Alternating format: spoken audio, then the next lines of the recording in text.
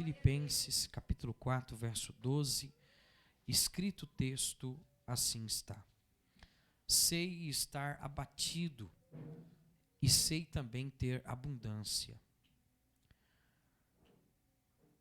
Em toda maneira e em todas as coisas, estou instruído tanto a ter fartura como a ter fome, tanto a ter abundância como a padecer necessidade.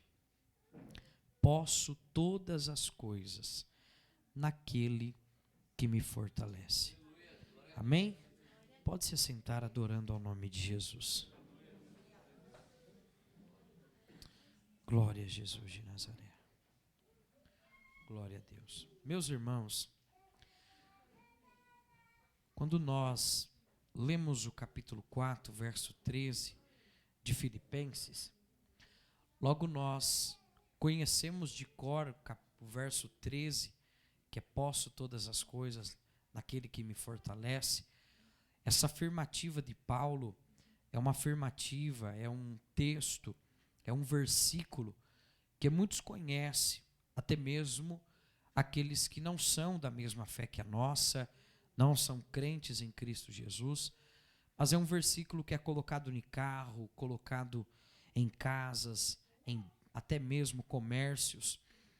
Só que o mesmo Paulo que vai retratar que ele pode todas as coisas naquele que o fortalecia, que era Cristo Jesus, ele também vai, no verso de número 12 e até o verso de número 10, ele vai também saber retratar acontecimentos da sua vida de uma forma breve, de uma forma resumida.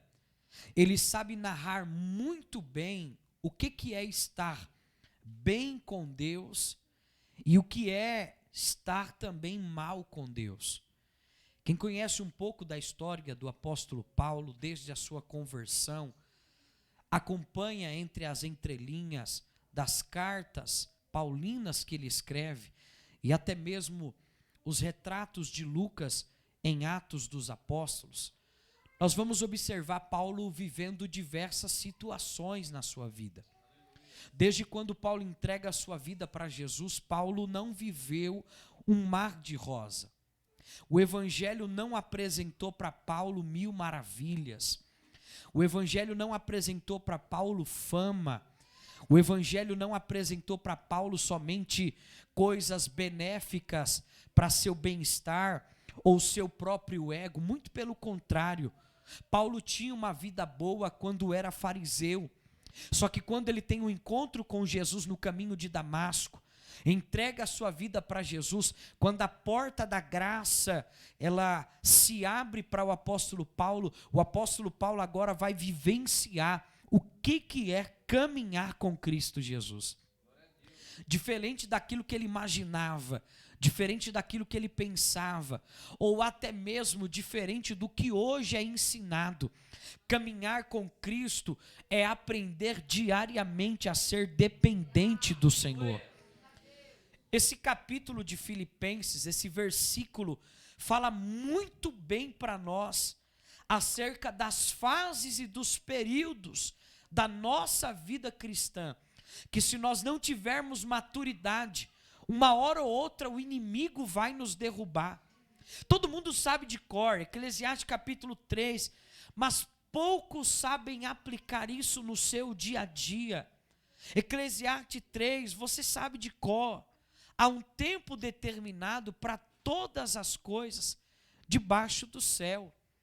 O tempo de nascer, o tempo de morrer, o tempo de plantar, o tempo de colher, o tempo de chorar, o tempo de abraçar, e Salomão vai falando todas as fases e períodos, tanto boa quanto ruim.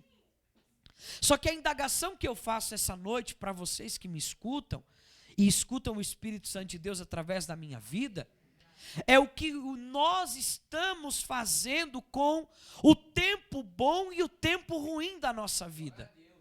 Porque a gente sabe muito bem valorizar o dia bom, a gente sabe aproveitar o dia bom, a gente sabe cantar no dia bom, adorar no dia bom, mas e o dia da prova? E o dia da luta? E o dia da dor? E o dia da angústia? O que nós estamos fazendo, ou o que nós estamos aprendendo quando tem vindo sobre nós os vendavais do ministério? Eu aprendi algo e eu quero compartilhar com você. Ninguém vai amadurecer sorrindo. Por isso o sofrimento na nossa vida ministerial. Jesus nunca vai permitir um sofrimento na nossa vida à toa ou em vão.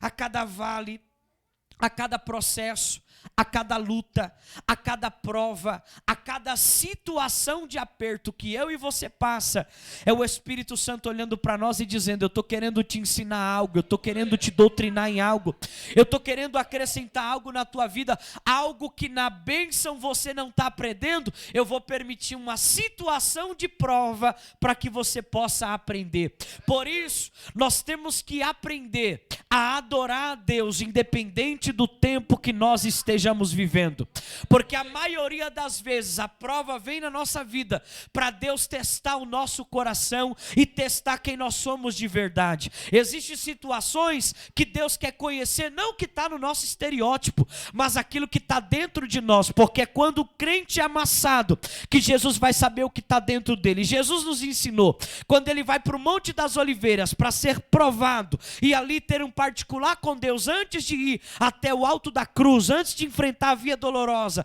antes de passar quinta-feira sombria de açoites, de humilhação e os 6 julgamentos contra a lei, Jesus vai ir para o Monte das Oliveiras, chamado Getsemane, porque Getsemane significa prensa de azeite. Jesus estava indo para o lugar da prensa, Jesus estava indo para ser prensado. Você não entendeu? Eu vou te explicar. Às vezes, a prensa de Deus vai vir na nossa vida para Jesus saber o que é que tem dentro de nós, porque quem é oliveira, quando vem a prensa, Jesus extrai de você o azeite. E nessa noite eu quero te dizer que as provações de Deus, os apertos de Deus para a tua vida, não é para te matar e nem muito menos para te envergonhar. Mas através dos apertos que Deus está permitindo na tua vida, Ele está também extraindo o azeite dele para a tua vida. Quem está entendendo essa palavra? Se puder me dar um pouquinho de microfone, eu agradeço em nome de Jesus. Então, Paulo vai nos ensinar o que é fases e períodos da nossa vida cristã. E uma das coisas que ele vai retratar na primeira pessoa é: sei estar abatido. Ele está dizendo que sabe o que é ter dias maus. Só que agora pare e pensa comigo, como pode um homem na estirpe espiritual de Paulo, um homem na autoridade de Paulo, um homem com a intimidade que Paulo tinha com Deus, ele sabe o que é estar abatido? Porque muitas pessoas confundem intimidade com provação. Tem gente que acha que porque ela ora muito, ela não vai passar processo. Porque ela busca muito, ela não vai passar luta, ela não vai passar dificuldade. Na verdade é um engano. Por quê? Porque quanto mais você é íntimo de Deus, mais Deus confia no seu caráter. Quanto mais você é íntimo de Deus, mais Deus confia na pessoa do Espírito Santo que está com você. Quanto mais você está perto dele, mais testemunho de você Deus vai dar. Paulo retrata saber o que é estar abatido. Eu sei o que é estar abatido, mas também eu sei o que é ter abundância. Você precisa, irmão, saber administrar na tua vida tanto o dia ruim quanto o dia bom. Porque se nós estivermos preparados só para viver dias bons, a gente não vai ter raiz dentro do ministério. A gente não vai ter raiz dentro da palavra. A gente não vai ter raiz dentro da presença de Deus. Por quê? Porque a gente precisa saber administrar os ventos que a gente vai viver, as provas que a gente vai passar. E nessa noite eu vim aqui dizer, ou te preparar, Não para o que você talvez está vivendo, ou para coisas que você vai vivenciar, porque você vai viver dias difíceis, dias de luta, dia de provação, e é nesse dia, meu irmão, que você não pode arredar o pé da oração da igreja, é nesse dia que você não pode abrir mão daquilo que Deus colocou na tua vida. Se Deus te chamou para louvar, louve, independente do dia, independente da hora. Se Deus te chamou para ser um orador, ore, independente da situação que você esteja vivendo, porque é nos dias difíceis que Deus quer te ensinar lições extraordinárias. Paulo vai dar testemunho do que ele superou na sua vida ministerial, porque é isso que às vezes a gente não consegue entender, que o que nós estamos enfrentando agora, o que hoje é processo, amanhã vai ser amadurecimento, vai ser aprendizado, vai ser testemunho e vai ser bagagem espiritual para você ensinar para uma geração que está vindo por aí. Então, em meio às lutas que Paulo passava, Paulo vai aprender a viver debaixo da total dependência do Espírito Santo de Deus. E ser dependente de Deus não é uma coisa fácil. Ser dependente de Deus não é para qualquer pessoa. Tem gente que acha que ser dependente de Deus é viver na bênção, e não é.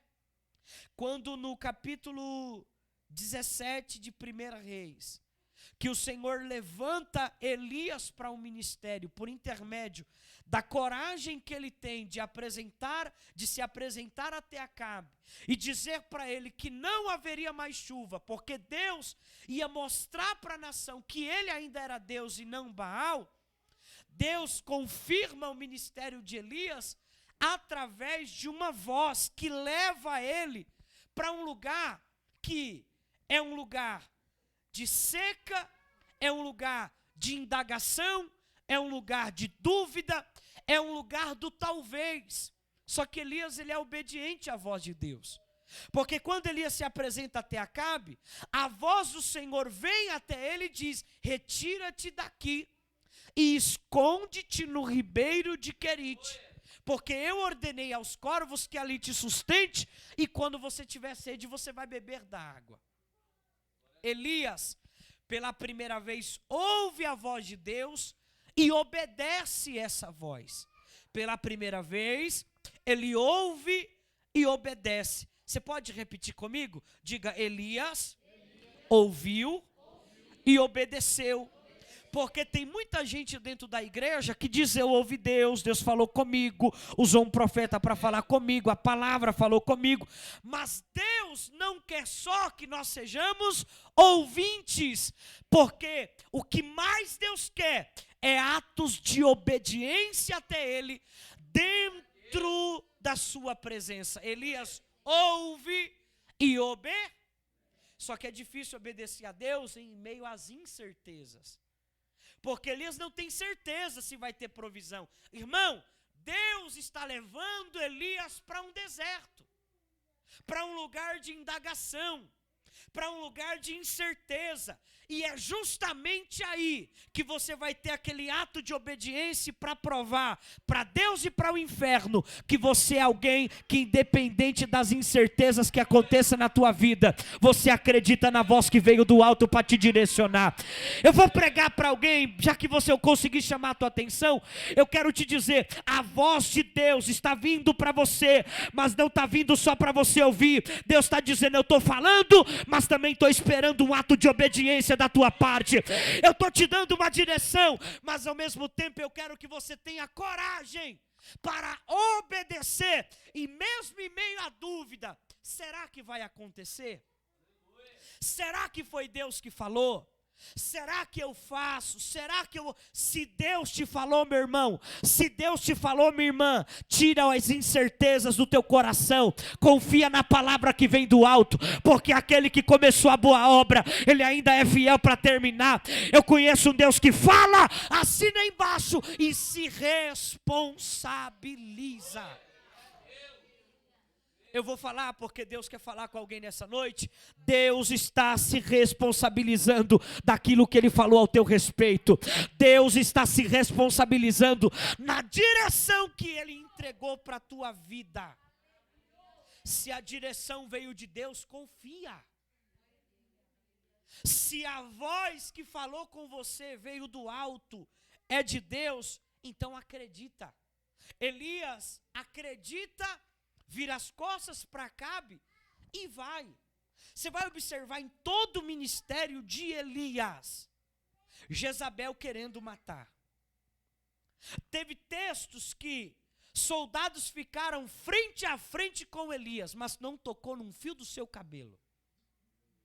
E sabe por que o inferno não tocou em Elias, Jezabel não tocou em Elias, os soldados não tocou em Elias, Acabe não tocou em Elias? Porque Elias era alguém que obedecia a voz, e quem obedece a voz está debaixo daquilo que fala no Salmo 91, aquele que habita no esconderijo do Altíssimo, a sombra do Onipotente descantará. Quando você obedece embaixo, há uma mão em cima que te sustenta, te protege, te guarda, te livra de todo mal, e Ele se responsabiliza pela tua chamada. Elias é tão sustentado pela mão de Deus, que em todo o seu ministério Deus o guarda, Deus o protege. Ao mesmo tempo que Deus era proteção, era livramento, Deus também era alimento espiritual e carnal para Elias. Só que mesmo o homem que estava debaixo da dependência de Deus, da obediência a Deus, ele tinha dentro de si complexos inferiores. Era um homem que orava. O próprio Tiago vai dar testemunho de Eliseu, dizendo que ele orava incessantemente. Isso significa que ele orava sem parar. Ele não orava um dia, depois parava, ficava... Não, ele orava todos os dias. Só que mesmo o homem que estava debaixo da direção, que orava todos os dias, que buscava a Deus, existia dentro dele complexos inferiores. Complexos a ponto de fazer com que ele tremesse de medo de uma mulher. E por medo dela tirar sua vida, ele corresse para um deserto, entrasse dentro de uma caverna e ficasse ali escondido. Só saiu de lá porque Deus falou com ele. O que eu quero que você entenda nessa noite, o que Deus ministra ao meu coração para te entregar como mensagem de Deus para a sua vida é: vai existir momentos que você vai ter medo, que você vai duvidar, que você vai querer se esconder, que você vai desacreditar da voz que falou com você, mas o altar nessa noite te dá uma direção e uma resposta. Deus está dizendo, assim como eu conheci Elias, e eu fui aonde ele poderia ter ido para onde for, eu fui até ele para mostrar para ele que a limitação dele não é a minha limitação. Eu também nessa noite estou entrando nessa causa para te dizer que as suas limitações não são as minhas limitações. Elias disse, é o meu limite, para mim já era, eu estou cansado, eu estou preservando minha vida, Jezabel quer me matar, então eu vou me esconder. E profeta escondido é chamada escondida, profeta escondido é ministério escondido, é ministério travado, é ministério neutralizado. E Deus está me dizendo que Deus não colocou chamada na tua mão, dons na tua mão, Deus não colocou ministério na tua mão para tu se esconder dentro da caverna e dizer, não vou fazer, estou com medo, vou parar, vou desistir. A palavra de Deus é, o teu limite não é o meu limite, a tua limitação não é a minha limitação, o que para você já era, acabou. Deus está dizendo para mim, é o início de uma nova história, é o início de um novo momento. Quem está recebendo essa palavra?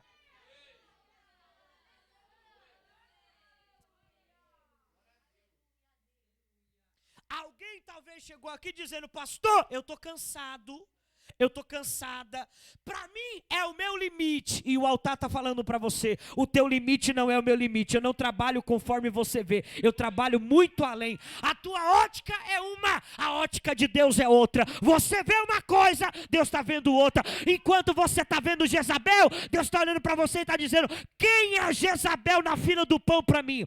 Quem é Jezabel para o Deus que você serve? Deus está dizendo, quem é as ameaças comparada ao Deus que você serve? Paulo sabe o que é sorrir, mas também sabe o que é chorar. Sabe o que é passar um momento de bonança na vida, mas também sabe o que é passar uma escassez. E eu posso te falar, nós, crentes em Cristo Jesus, temos, pastor, que aprender com a palavra, com Paulo, com exemplos da Bíblia. Aprender o quê? Que não importa a fase que você está vivendo, você não pode ser um crente primavera, que só está com Deus quando tudo está bom, quando tudo está legal, quando a porta está aberta, quando o relacionamento está bem, quando a casa está bem, quando o bolso está cheio de dinheiro. Deus está olhando para alguém e está dizendo: está preparada para estar do meu lado quando tudo estiver ruim? E quando a porta se fechar? E quando as coisas se inverter? Hoje está bom, mas e quando ficar ruim? Qual vai ser tua atitude? Qual vai ser tua postura? Qual vai ser o culto que você vai vir prestar a Deus? Será que a gente vai continuar sendo adorador mesmo em meio à luta? Ou nós vamos virar questionadores? O céu hoje grita no seu ouvido e ele diz para você: independente da fase que você está vivendo, permanece comigo. Independente do período que você está vivendo, fica comigo. Davi, no Salmo 51, verso 12, declara: devolve-me, ó Deus, a alegria da tua salvação. Davi pede de volta. Se ele está dizendo devolve-me, foi porque um dia estava nele. Um dia ele teve. Mas por alguma situação, pelo pecado que ele cometeu, eu não vou entrar no contexto da história, porque não é o que o Espírito Santo está me direcionando. Eu estou indo numa outra linha, debaixo da direção do Espírito Santo. Mas Davi, ele está buscando de volta o que um dia ele teve. Algo tirou. O que você tem perdido na presença de Deus?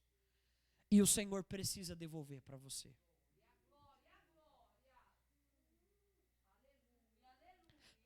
Se eu peço de volta, é porque um dia foi meu.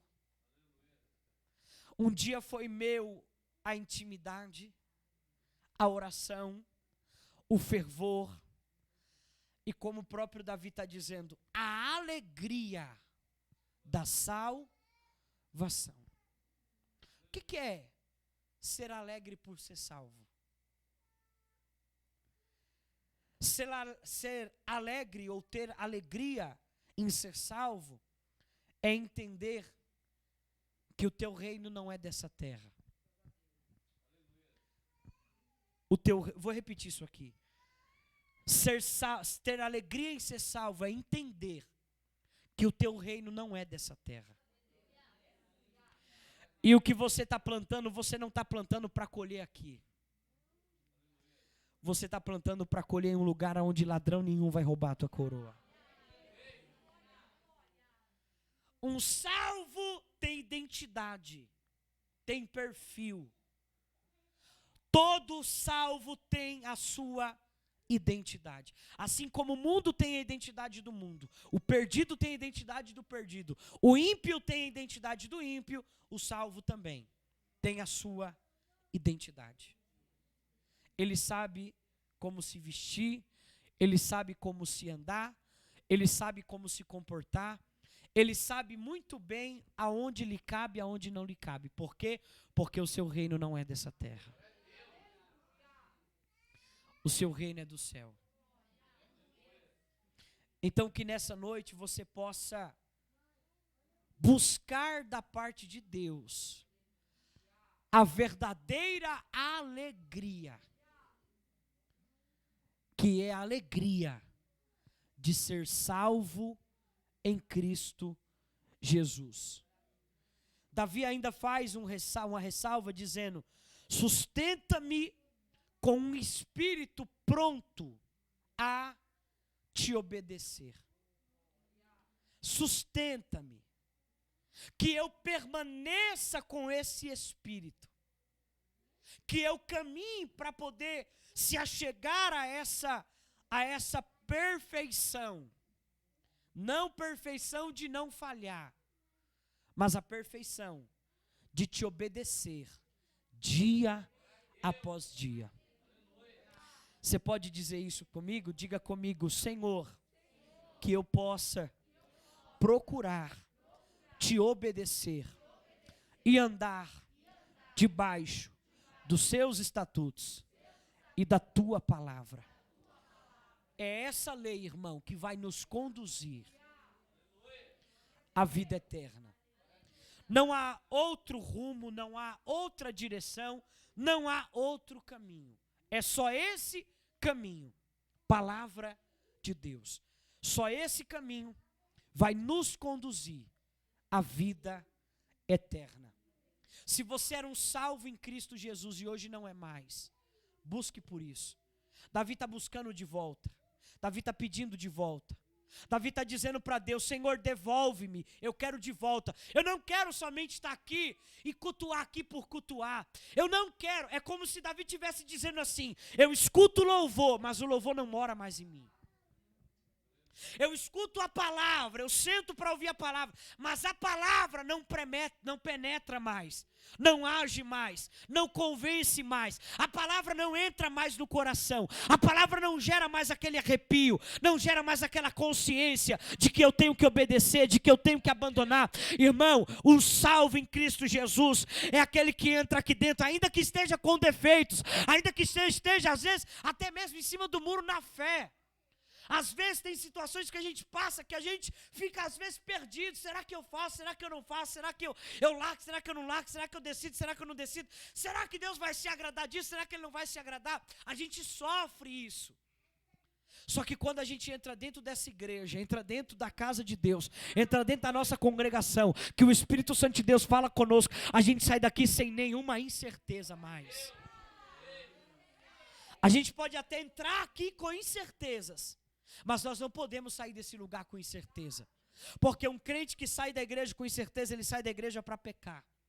Sai da igreja para quebrar princípio. Sai da igreja para fracassar. Mas nessa noite o que Deus quer falar com você é: aqui dentro você pode ter incerteza. Entrega suas incertezas no altar. Quando você entrega suas incertezas: Senhor, será que o Senhor está? Será que o Senhor quer? Será que é isso que o Senhor quer de mim? Aqui dentro você entrega suas incertezas. E eu posso te falar: a resposta de Deus para a tua vida não vai estar em YouTube, não vai estar em porta larga, não vai estar do lado de fora da igreja. Eu quero te dizer: a voz de Deus para te direcionar está saindo do altar da tua igreja, está saindo do altar da tua congregação, e Deus está dizendo: aqui dentro eu te falo, é sim ou é não, faz ou não faz, segue ou não segue.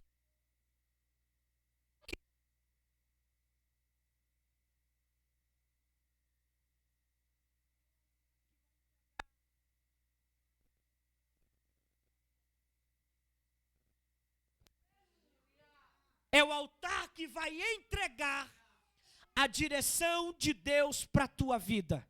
Então nessa noite eu quero te falar: escuta o que o altar, o que Deus através do altar vai te direcionar. Eu estou falando debaixo de uma direção de Deus. Porque o Senhor me fala que tem pessoas aqui querendo tomar decisões, e o Senhor está dizendo: Kelemassuri Josemi Raba. Não dá um passo à frente, filho, se não for debaixo da minha direção. Não faça nada sem o direcionamento de Deus, porque existe coisas que vai ser concluída na tua vida, na tua chamada e no teu ministério, através da direção que o altar está liberando para a tua vida. Quantos recebem essa palavra? Que o Senhor Deus te conduza de uma melhor maneira. Que o Espírito Santo fale melhor a cada coração nessa noite. E que a gente possa nessa noite refletir sobre as fases e períodos que nós vivemos e vamos viver dentro da casa de Deus e dentro da nossa carreira ministerial.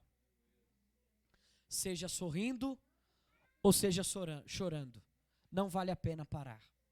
Seja na melhor ou seja na pior fase, é melhor estar na casa de Deus, porque só Deus tem a recompensa eterna que a gente necessita.